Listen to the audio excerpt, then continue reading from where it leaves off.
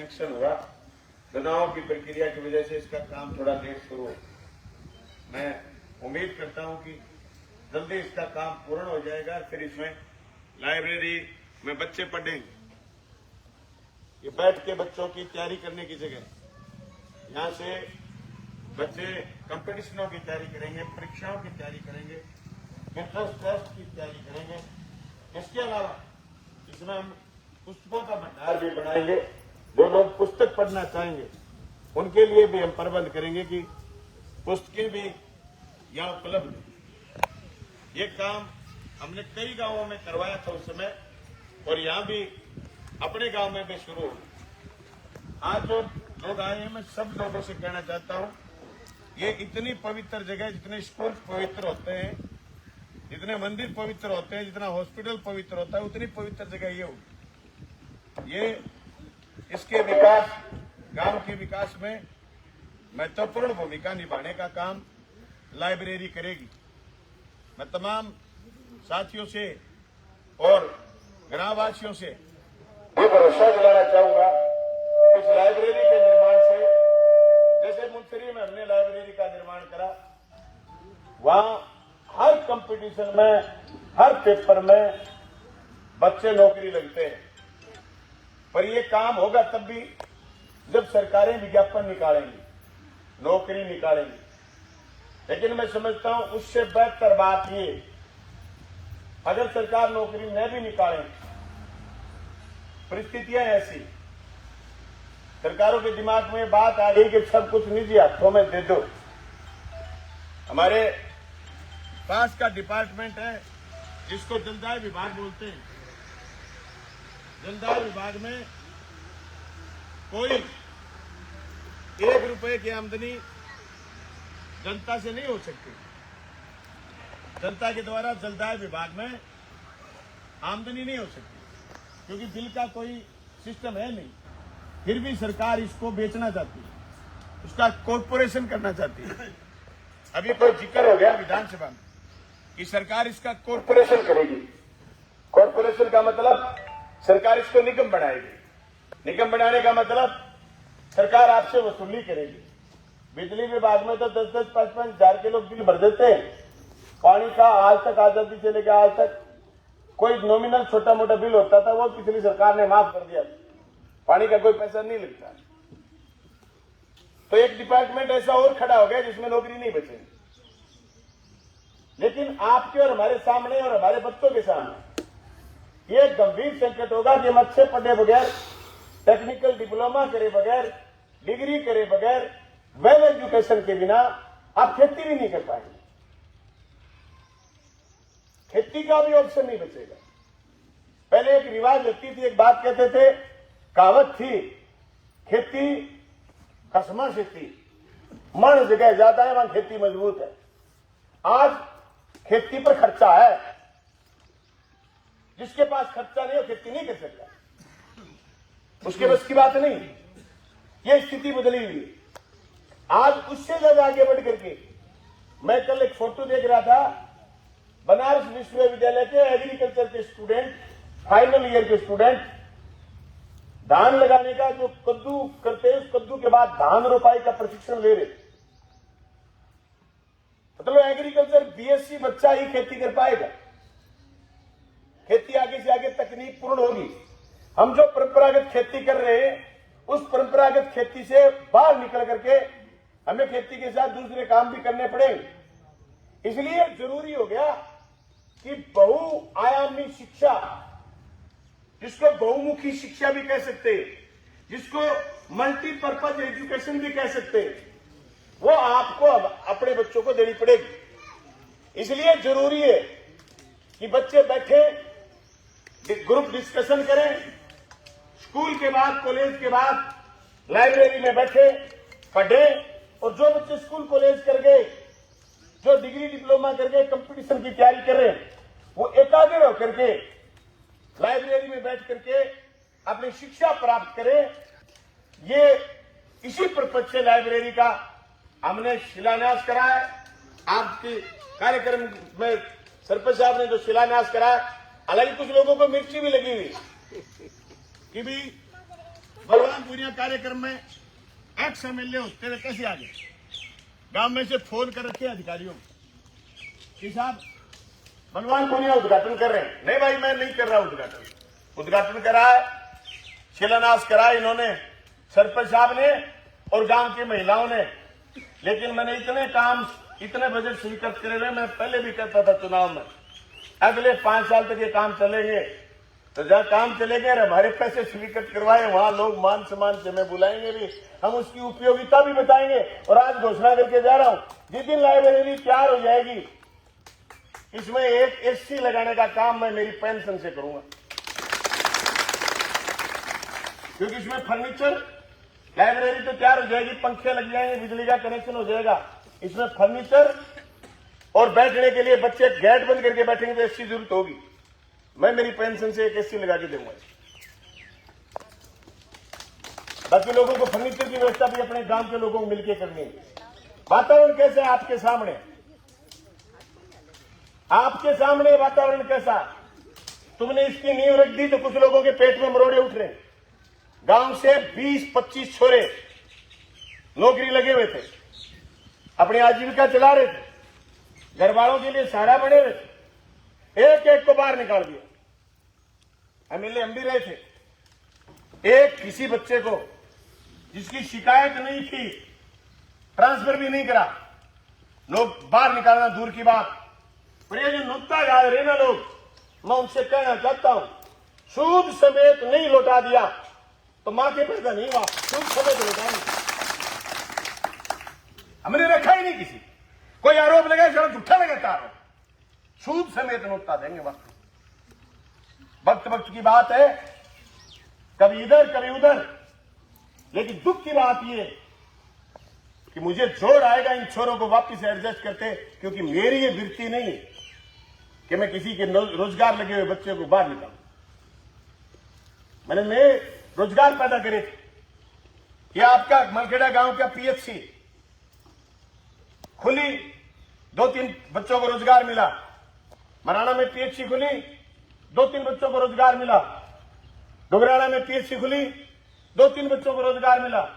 मुंथरी में पीएचसी खुली, 2-3 बच्चों को रोजगार मिला।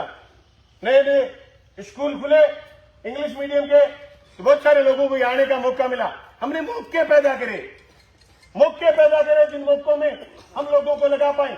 इसी गांव में, इसी जगह आपको याद होगा, हमने यहां मंडी का शिलान्यास करा था। उस मंडी में 3-4 लोगों को काम मिला और ये 5 पड़ोस के सारे लोगों को मजदूरी मिली, घर के पास मजदूरी करने का मौका मिला।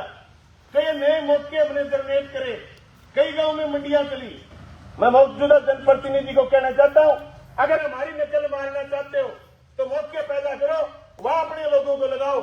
जिन बच्चों को लगाया उनको निकाल करके आप जो शेखी बगा रहे हो, यह बिल्कुल ही घोर निंदनीय बात है। और जनता सब जानती है, आपके 8 महीने के कार्यकाल को लोगों ने ढंग से देखा है। और जो बाहर बैठ करके लोग भाषण सुनना चाहते हैं, वीडियो बनाना चाहते हैं, बिल्कुल बनाएं, कोई दो राय नहीं।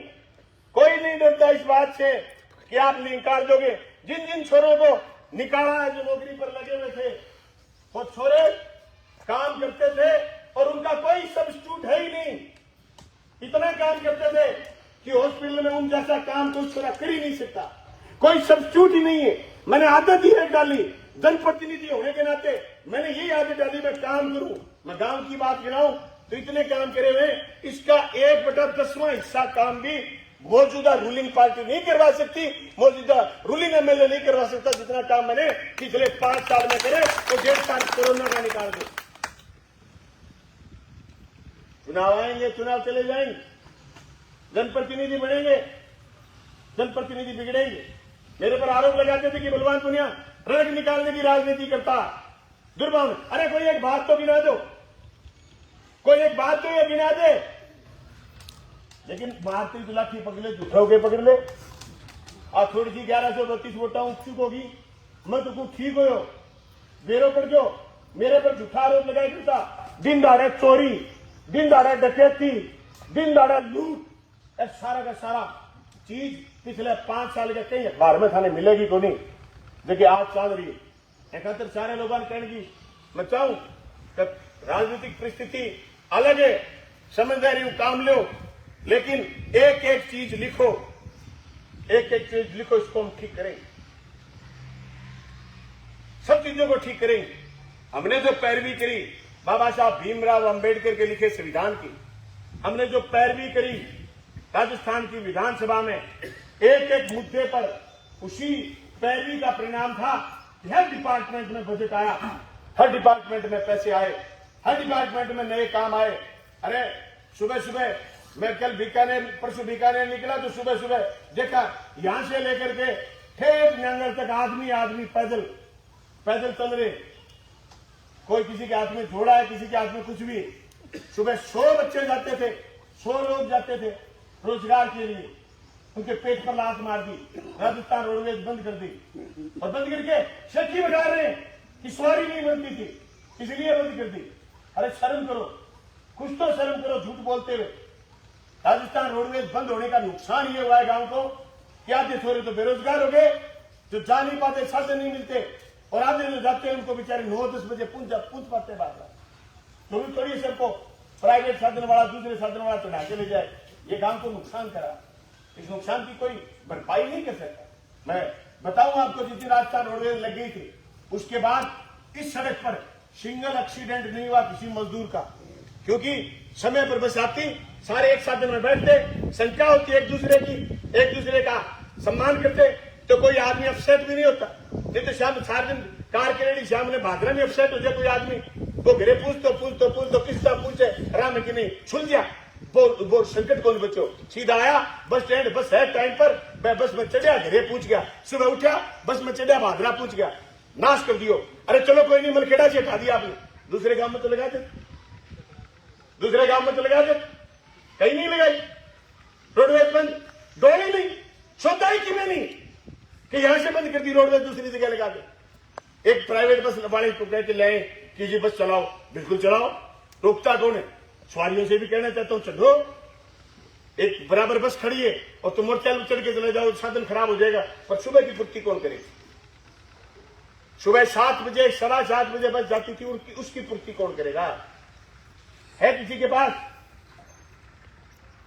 उप जिला अस्पताल बनाया, अभी तक काम शुरू नहीं हुआ, आज 8 महीने हो गए, ये पीएचसी का काम अभी तक शुरू नहीं हुआ। तीसरे दिन फोन करते पट्टा भेजो, तीसरे दिन फोन करते पट्टा भेजो। अरे भाई है पट्टा, अरे या बढ़ानी पड़ेगी, मुख्यमंत्री की घोषणा है, टेंडर हो गया, टेंडर के बाद आपको काम शुरू करना है, काम शुरू करवाओ। ये लेट इसलिए हुई कि बार बार रोक लगा दी। मुख्यमंत्री के यहां 30/12/23 को एक चिट्ठी निकली कि कोई काम शुरू करते हैं वो काम शुरू नहीं होने चाहिए, और धीरे धीरे काम वापस शुरू करें। दोस्तों, इस सारी परिस्थिति मैं तो सारे साथियों से कहना चाहता हूं, हर चीज राजनीति तय करती है, हम गैर राजनीतिक नहीं हो सकते, हम कोई भी कार्यक्रम गैर राजनीतिक नहीं कर सकते। सवाल ये हम किस टाइप की राजनीति करेंगे वो हमें सोचना। शिक्षा की राजनीति करोगे, रोजगार की राजनीति करोगे, या फिर संविधान की राजनीति करोगे, या फिर आप जनता में समान रूपता एक रूपता लाने की राजनीति करोगे, या फिर आप निजीकरण की राजनीति के समर्थक हो जाओगे। आज सबसे बड़ा डिपार्टमेंट जो हमारा गला सुखाता है, इसके निजीकरण के जो लोग पक्ष में होंगे, मैं कहता हूं जितनी महंगी बिजली मिलती है और पिछले 4-5 महीने से जो दुर्गति बिजली में देखी, यही दुर्गति पानी में हो जाएगी, प्यासे मर जाओगे 10 साल के भीतर, क्योंकि इस कॉर्पोरेशन के पास बुद्धि नहीं होगी। अगर कोई पाइप टूट गई तो बैंड नहीं मिलेगा। मुझे याद है 13 से 18 का दौर, 13 से 18 का दौर भारतीय जनता पार्टी का राज था, यही एमएलए था। 5 रुपए नहीं आते थे, 5 रुपए डिपार्टमेंट में। अगर पाइप टूट जाती तो पाइप के कोई जोड़ लगाने वाला आदमी नहीं था। इन चीजों को हमें समझने की जरूरत है। आप सब लोग आए, आप सबका धन्यवाद। मैं तो ये कहता हूं, इस लाइब्रेरी को आपको सबसे ज्यादा पवित्र समझते हुए, इस लाइब्रेरी से आपके बच्चे, अगर सरकारी विज्ञापन आएगा, सरकारी नौकरी आएगी, तो इस लाइब्रेरी में बैठ के तैयारी करने वाले आपके बेटे, बहू, बेटियां, या से नौकरी लगेगी और खबर लगेगी सोशल मीडिया पर। आज मलखेड़ा की लाइब्रेरी में तैयारी करने वाले इतने बच्चों में से इतने बच्चों का सिलेक्शन हो गया। हमने तो इस उम्मीद के साथ ये सार्वजनिक काम मंजूर कराया था। भाई मैंने ऐसा कोई डिपार्टमेंट नहीं छोड़ा था जिस डिपार्टमेंट से कभी कोई पैसा मिलता और वो भादरा में नहीं आए। शायद सारे लोग बैठे हो, आपने कभी डीएमएफटी का नाम सुना ही नहीं होगा। डीएमएफटी होती है जिले की वो कमेटी जिसके पास खनिज संपदा से रेवेन्यू इकट्ठा होता है। उस रेवेन्यू में मेंबर होता है उस कमेटी का एमएलए, एमपी और कलेक्टर इस कमेटी का अध्यक्ष होता है। मैंने डीएमएफटी से भादरा के गवर्नमेंट कॉलेज में 6.5 करोड़ रुपए लगाए हैं। डीएमएफटी से आपकी लाइब्रेरी बनाई है और डीएमएफटी से तहसील के बहुत सारे स्कूलों में कमरे बनाने का काम करा है। जब मैं एमएलए था तो मैंने जो फंड ला सकता था मैंने एजुकेशन पर ध्यान दिया। आप सबसे भी कहना चाहता हूं, 2 रोटी खा रहे हो, 1 खा लो, टब्बर को पढ़ाओ। 2 रोटी खा रहे हो, 1 खा लो, टब्बर को पढ़ाओ। बच्चे पढ़ जाएंगे, आगे बढ़ जाओगे, जिंदगी सुधर जाएगी।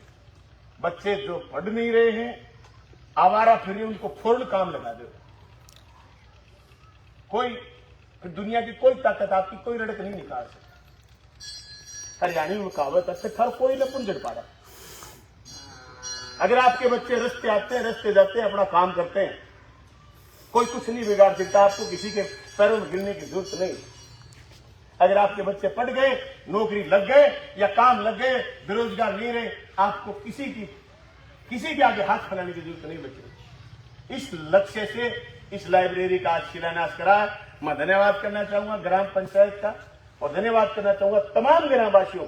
इतने काम के टाइम में हुमस में आप सब लोग आए, आप इकट्ठे हुए। आप चाहो तो जैसे मैंने घोषणा करी वैसे आप भी घोषणा कर सकते हो, क्योंकि इसमें 1.5-2 लाख रुपए का फर्नीचर भी लगेगा। और एसी में एक काम कौन चल रहा है, 2 एसी लगानी पड़ेगी, 3 भी लगानी पड़ सकते हैं, थोड़ी सी बड्डी है। तो आप घोषणा थे भी। आज कोई दबाव को नहीं, कोई करे मैं मेरी मर्जी करिए, मैं ये गंभीरता समझू। क्योंकि मुंसिफ लाइब्रेरी बनी ने, लाइब्रेरी में थोड़ा बजट में ज्यादा दियो, बाद में भी काम और खर्चो करना पड़े।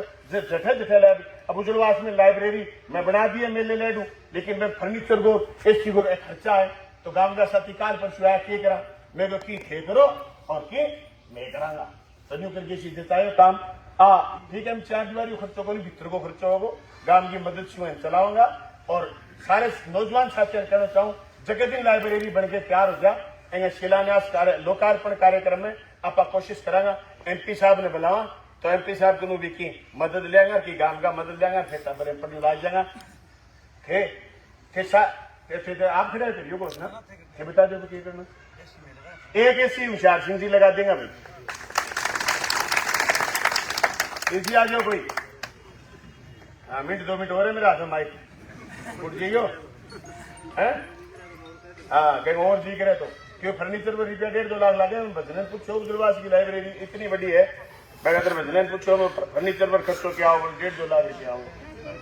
तो वो चलो करता रहेंगे आप। एक दिन काम में हंडाट मारांगा, जो पीछा ही पीछा कर देंगे। सारा साथी आया पर बहुत बहुत धन्यवाद। माता बहनों को भी बहुत बहुत धन्यवाद। बड़ी उत्सुकता के साथ, बड़ी हिम्मत के साथ आई और मैं सारे साथियों एक बार फिर धन्यवाद करना चाहूँ। और शिक्षा की अलग जगह का थका खारो सरपंच साहब को भी धन्यवाद। और जल्दी ये काम में संपन्न करियो ताकि लाइब्रेरी को जल्दी बच्चा इस्तेमाल कर सके। Thank you.